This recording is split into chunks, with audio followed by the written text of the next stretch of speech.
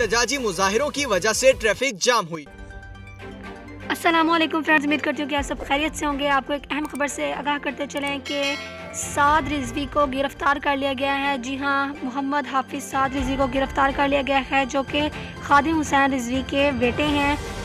और इसकी वजह से पूरे जो मुल्क है उसमें ट्रैफिक जैम हुआ हुआ है और जो पुलिस है वो एहतजाज करने वालों पर तशद्दुद भी कर रही है। आपको वीडियो दिखाते हैं।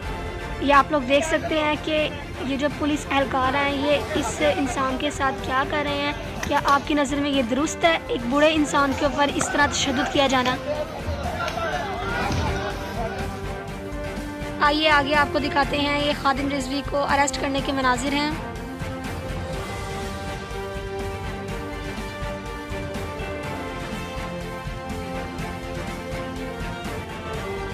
खादिम रिजवी को अरेस्ट करने के बाद आप लोग ये देख सकते हैं कि जो उनकी पार्टी है के लोग हैं उन लोगों ने किस तरह एहतजाज शुरू कर दिया है और इसकी वजह से उन्होंने अपना धरना लगाने की वजह से तमाम ट्रैफिक मुल्क की जाम कर दिया है।